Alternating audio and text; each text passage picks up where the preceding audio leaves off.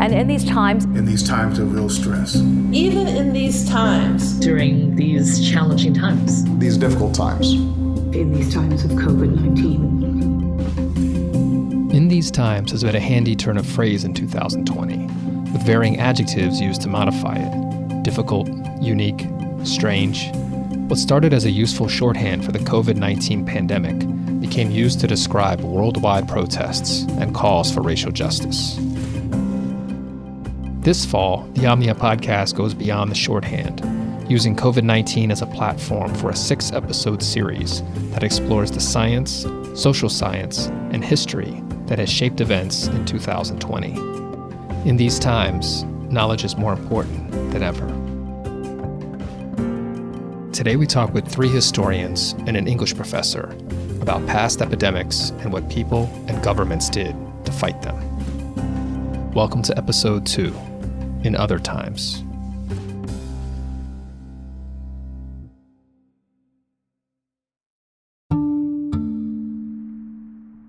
Imagine 10% of the city's population dropping dead within the space of 2.5 months. So, 5,000 dead out of a population of 50,000. Accounts of the 1793 yellow fever epidemic in Philadelphia are just harrowing. Bodies literally piling up in the streets, and not enough people available to transport them. That's David Barnes describing Philadelphia during the yellow fever epidemic in 1793. He's an associate professor of history and sociology of science, who specializes in the history of medicine and public health. The streets initially full of families frantically packing up all their belongings and fleeing the city for the country. But some people didn't have anywhere to go. The only people who could flee to the country were people who had country houses, in other words, the wealthy, or people who had family members away from the city. So packing their furniture onto, carts and carriages and getting out of the city as fast as they can. And then, after everybody who has somewhere else to go has gone, seeing the streets all but deserted day after day, people going outside only when absolutely necessary, passing a good friend in the street and being afraid to even acknowledge the friend with a glance or a wave, covering one's mouth and nose for fear of breathing in contaminated air.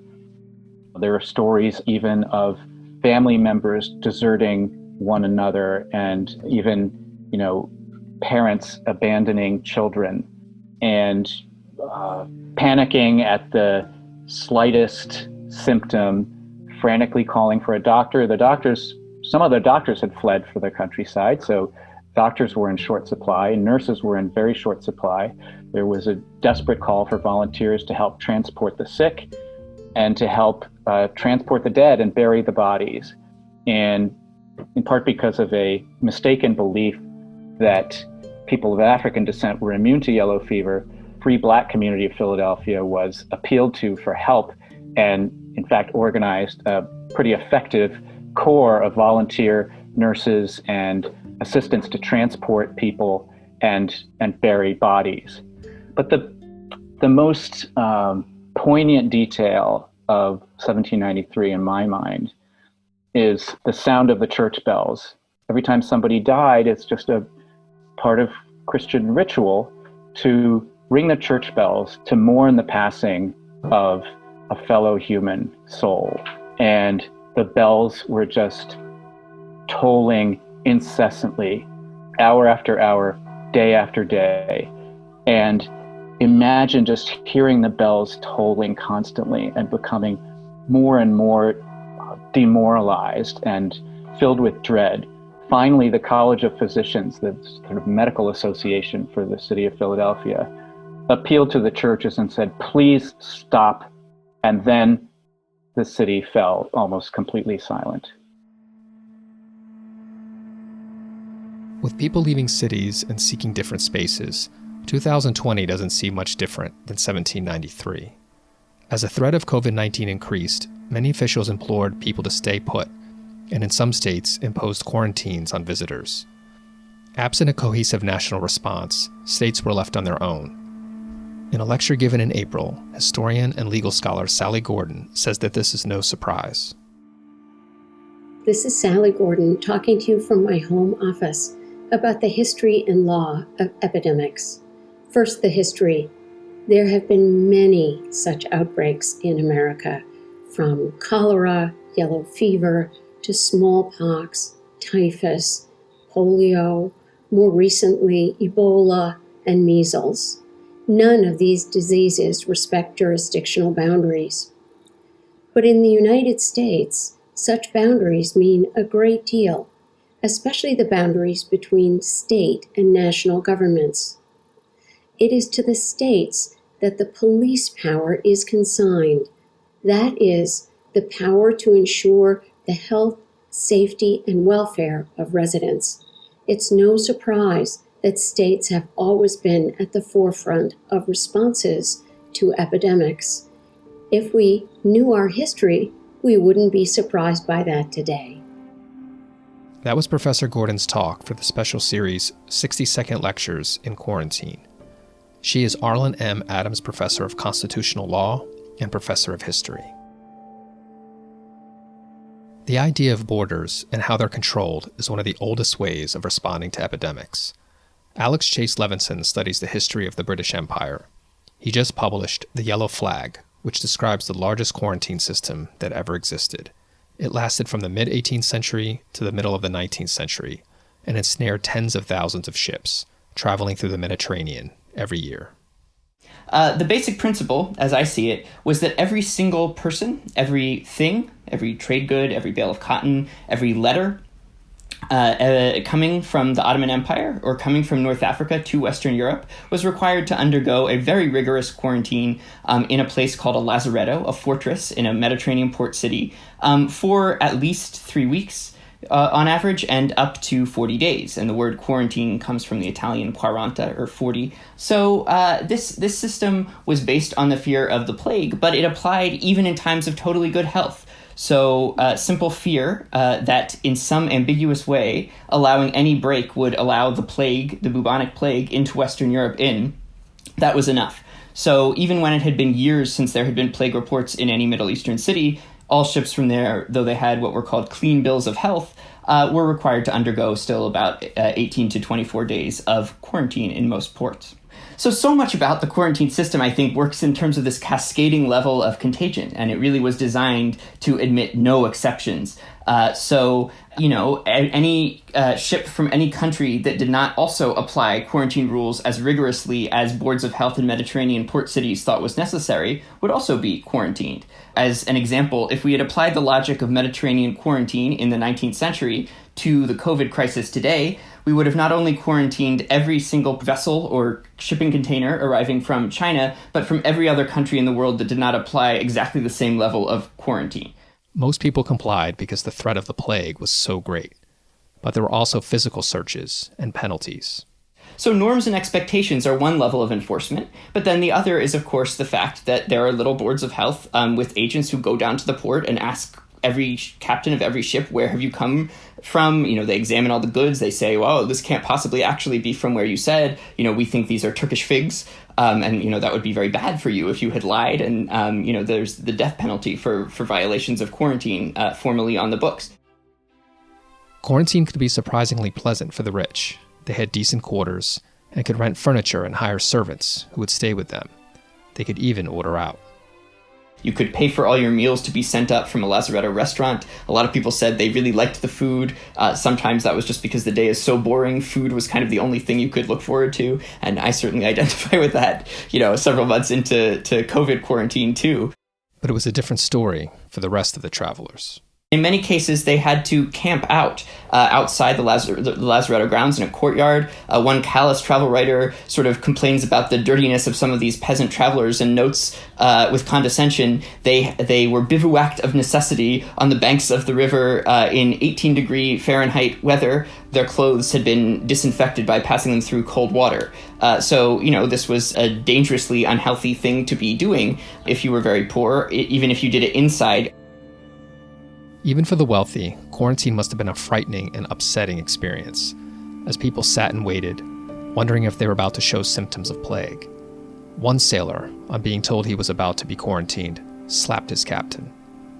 And like today, quarantine had economic consequences. Some areas virtually shut down during the summer months when the plague was thought to be worst. Produce spoiled. Sometimes the entire ship was burned. It obviously was a kind of occupational hazard of doing business in this part of the world, and it is why, in many cases, people then called Levantine merchants trading with the Middle East, were people arguing often for the abolition of quarantine. Though many of them also, having done it so much, kind of believed in it too. And you can find kind of opinions on all sides about whether it was necessary to keep going. What was the quarantine's role in controlling the plague? It's hard to tell at this distance and with so many mitigating factors. It's a real kind of exercise in what you do with uncertainty and how do you balance it. And it's a kind of thing that drove government ministers mad who are trying to push for reform, because they say anytime we suggest any kind of diminution of quarantine, the boards of health come back with, this might admit an epidemic to the continent. This kind of dilemma, balancing costs versus potential benefits of something unknowable, it's obviously something we're grappling with now. And it's why it was so hard to explain. Such a quarantine enforced at the borders would be nearly impossible today. So if it were possible to be as absolute and as vigilant, maybe it would be effective. But I think it's pretty hard to see how in the current world with so much movement, so many ports of entry, so many different forms of travel, that kind of categorical exception-free kind of quarantine could be as effective. And I think now border closures are about a lot more than simple epidemiological control. The Mediterranean quarantine still has something to tell us, though. I try to show in my book that quarantine was really influential in terms of, even though it seems like an outmoded tradition, it really was a kind of crucial precedent for developing modern understandings of public health. And it was so influential, I think, because it was run in this kind of professional way, because it was built from the ground up, because transnational cooperation occurred, and because, as we all know, diseases do not respect national borders, either then or today.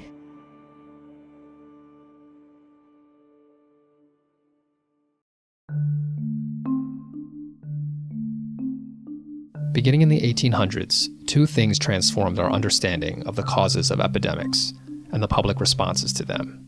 Here's David Barnes. The first would be the rise of a sanitary movement, an organized, professionalized public health movement around the 1830s in a number of European countries and in North America.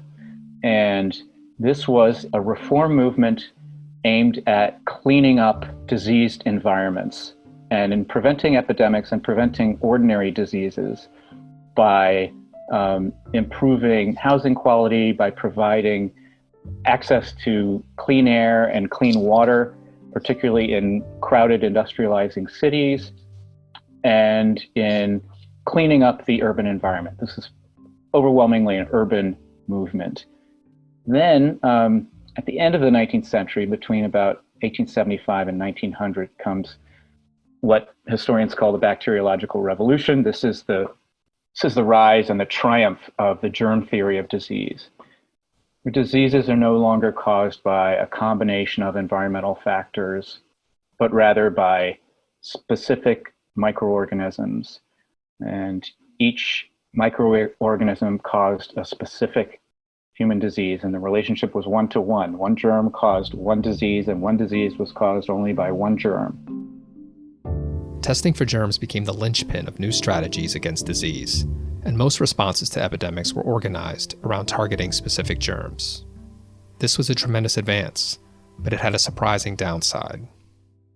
I think there were serious drawbacks to this obsession with germs. Mainly what was lost was a concern with the general physiological well-being of populations. In other words, illness happens not just when germs are introduced into the body, but when the body's immune response is too weak or insufficient to neutralize the germs, to fight the germs. We usually think about immunity as if it were just a matter of genes or specific vaccines against specific diseases. But the largest part of our immune response is our general physical well-being, which is the product of nutrition, of having shelter, of not being surrounded by environmental toxins. It's the product of getting enough sleep, and even our emotional state. More and more, research is showing us that immunity is affected by our sense of emotional well-being or security. There's fascinating research in social epidemiology about the effect of chronic stress on immunity. And chronic stress has been shown to be the product of things like, for example, racial discrimination, living in high crime areas, not knowing whether you're going to be pulled over by the police or whether your son is going to be shot by police for no reason. This creates, even in people who are not actually victims of those things, it creates a chronic stress that takes a toll on the body. All of these factors have a huge impact on, weakening the immune response.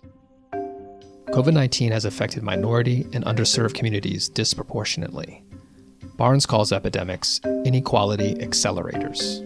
I sometimes think of epidemics as social X-rays. In other words, we know that our society is unequal, and we know there are certain forms in which that inequality takes. When we get something like COVID-19, we can see the damage. We can see where the damage is, where the hospitalizations are and where the deaths are. And those are like X-rays of our society because they show us where the fractures are. Throughout history, one response to epidemics has been to blame and ostracize part of the population, something that continues even with our understanding of germs. I think moralizing disease is as close to a fundamental human response as there is. When faced with an existential threat, like a deadly disease, a kind of primal fear kicks in. And epidemics are not just scary, but to some degree they're unfamiliar or mysterious or exotic. If they were familiar, they wouldn't be epidemics. I mean, you could say that, measles at one point was a familiar epidemic disease, but it wasn't as threatening because it was usually mild.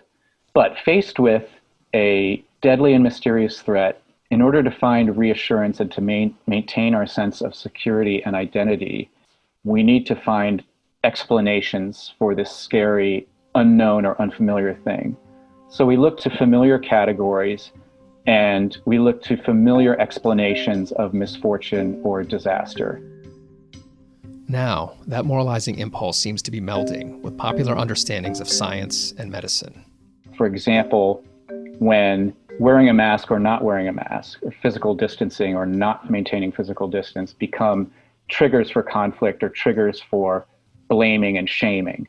You see the moralizing impulse blended with some kind of scientific messaging or medical knowledge, so that, instead of a sort of traditional religious or moral stigma response, we attach the stigma to failing to wear a mask. And sometimes, there's a reason for that stigma. It's not an irrational response to say, look, wearing a mask, reduces the risk of transmission. But the fact that that makes scientific sense doesn't necessarily mean that people should be stigmatized and blamed. It's just that we kind of have to do that. We have to moralize. We have to take this threat and fit it into moral categories in order to make sense of it.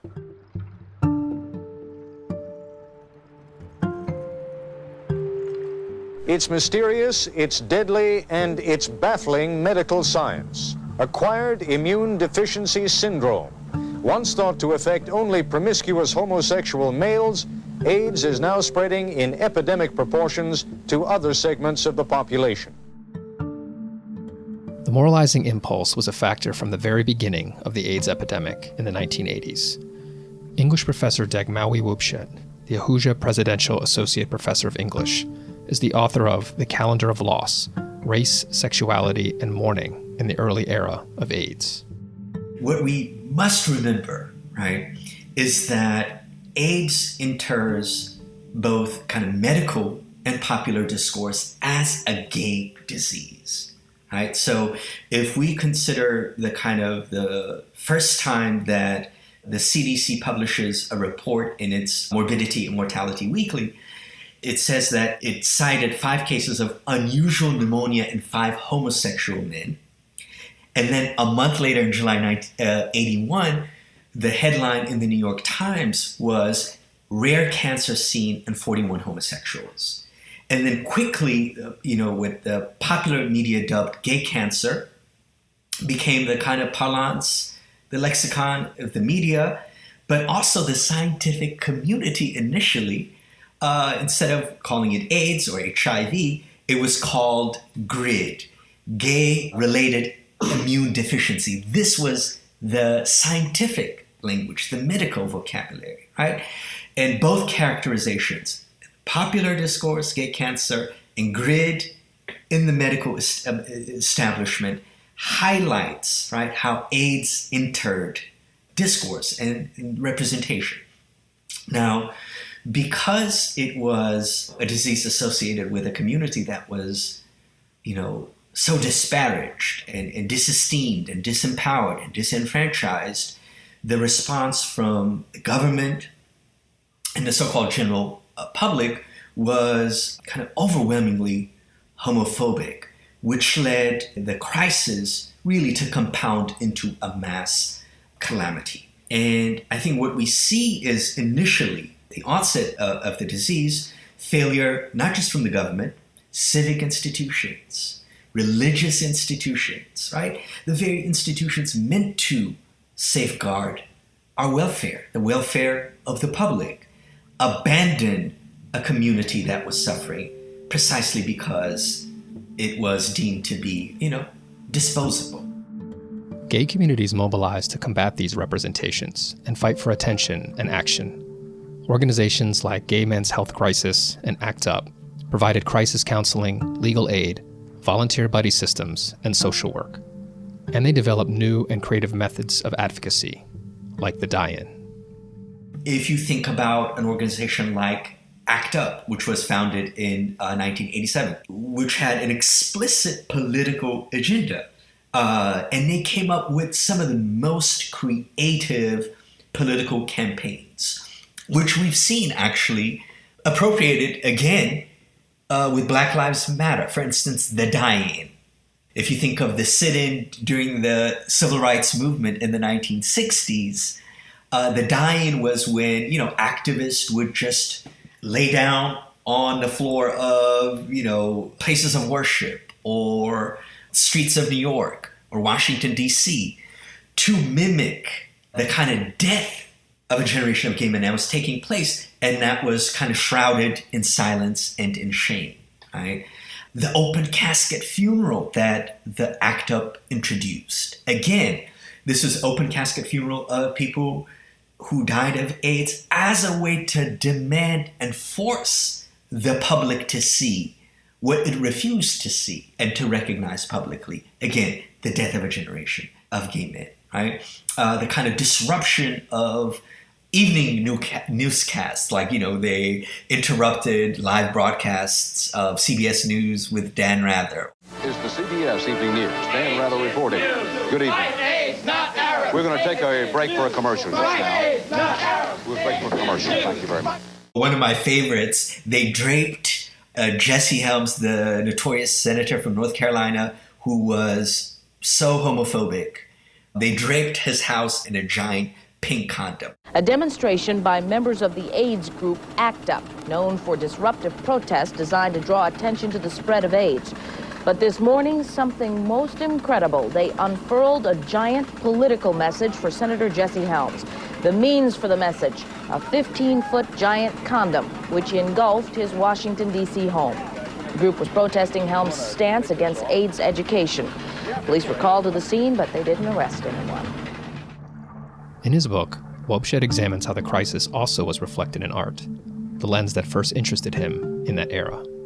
For me, it was both personal and a scholarly undertaking. As a gay man of a certain generation and also an African of a certain generation, and AIDS loomed so large in my adolescent and young adult years in the 1990s.